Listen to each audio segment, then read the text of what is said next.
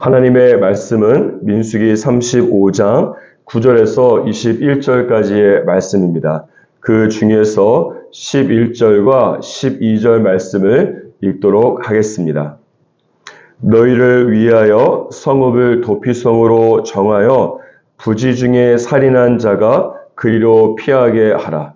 이는 너희가 복수할 자에게서 도피하는 성을 삼아 살인자가 회중 앞에 서서 판결을 받기까지 죽지 않게 하기 위함이라. 아멘. 하나님께서 모세를 통해서 이스라엘에게 한 가지를 말씀하고 있습니다.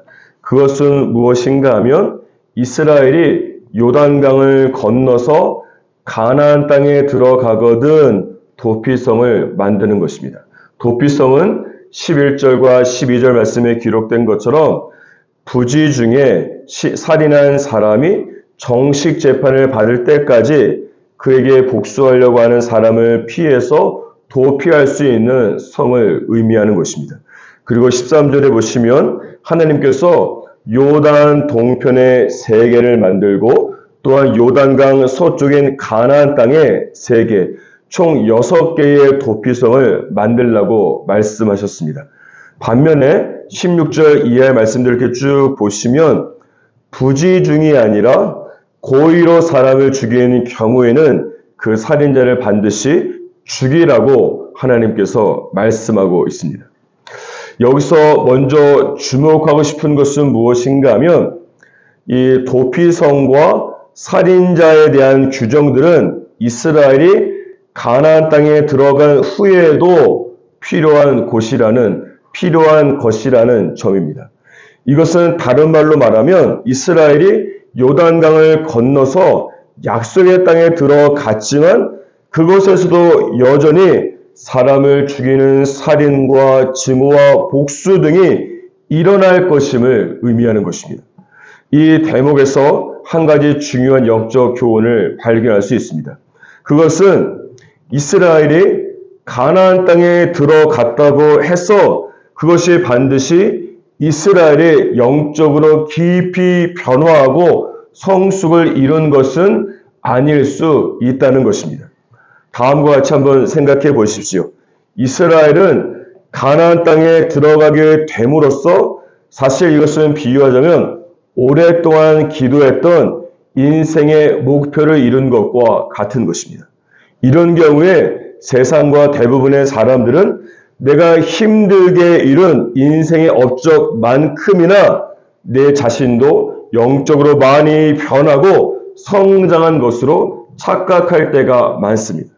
물론 인생의 목표를 성취하기 위해서 기도하고 노력하는 과정에서 내 자신도 영적으로 변할 수는 있지만 그렇지 않은 경우도 있는 것이 사실입니다. 그렇기 때문에 세상에서도 그렇고 믿음의 세계에서도 다른 사람들이 존경하고 부러워할 만한 위치에 오르고 큰 업적을 이루었지만 성폭력과 재정의 문제와 또는 갑질 등으로 한순간에 나락으로 떨어지는 일들이 일어나게 되는 것입니다.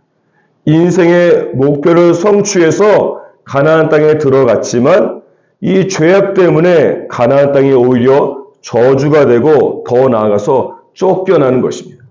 이런 이유 때문에 하나님께서 가나안 땅에 들어갈 이스라엘 백성들에게 여전히 살인과 증오와 복수 등을 방지할 수 있는 도피성에 대해서 말씀하고 있는 것입니다. 이런 면에서 내 인생의 외형적 목표인 가나안 땅의 정복과 내 인생의 내면적 목표인 내 안에 있는 가나안 땅을 정복하는 일은 동시에 진행이 되어야 되는 것입니다.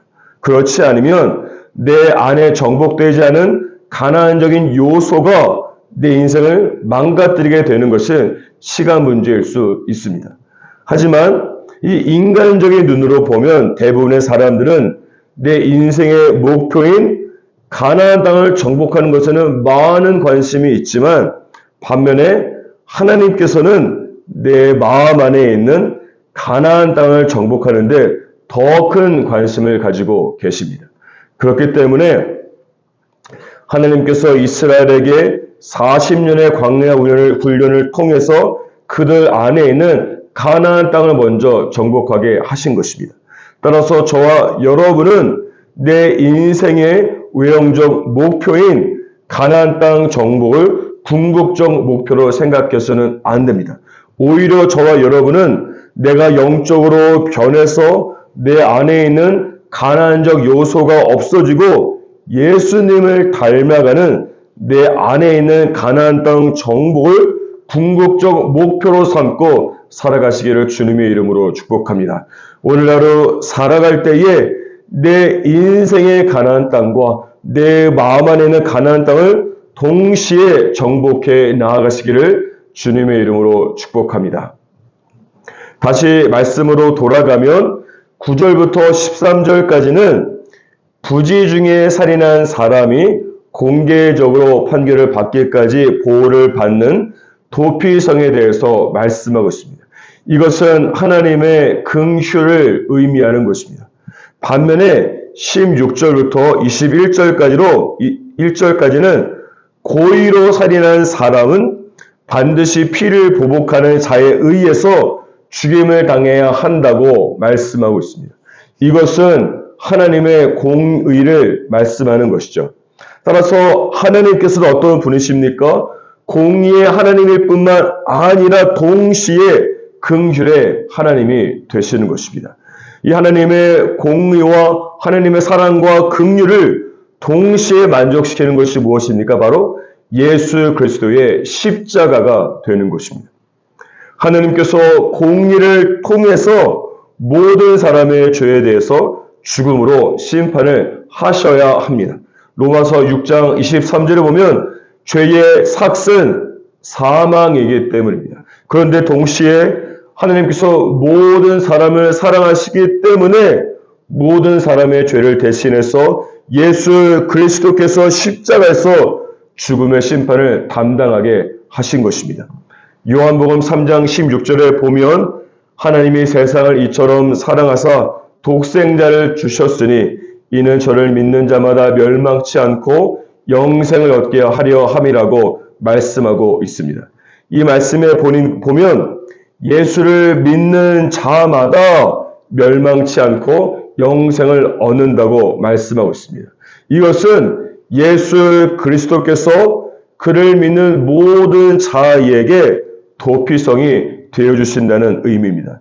오늘 본문 말씀에서는 특별히 실수로 살인을 한 사람에게만 도피성이 제공되어 있습니다. 하지만 예수 그리스도께서는 실수로 지은 죄뿐만 아니라 고의로 지은 모든 죄에 대해서도 도피성이 되시는 것이에요. 히브리서 9장 14절에 보니까 흠없는 자기를 하나님께 드린 예수 그리스도의 피가 어찌 너희 양심을 죽은 행실에서 깨끗하게 하고 살아계신 하나님을 섬기게 하지 못하겠느냐라고 말씀하고 있기 때문입니다.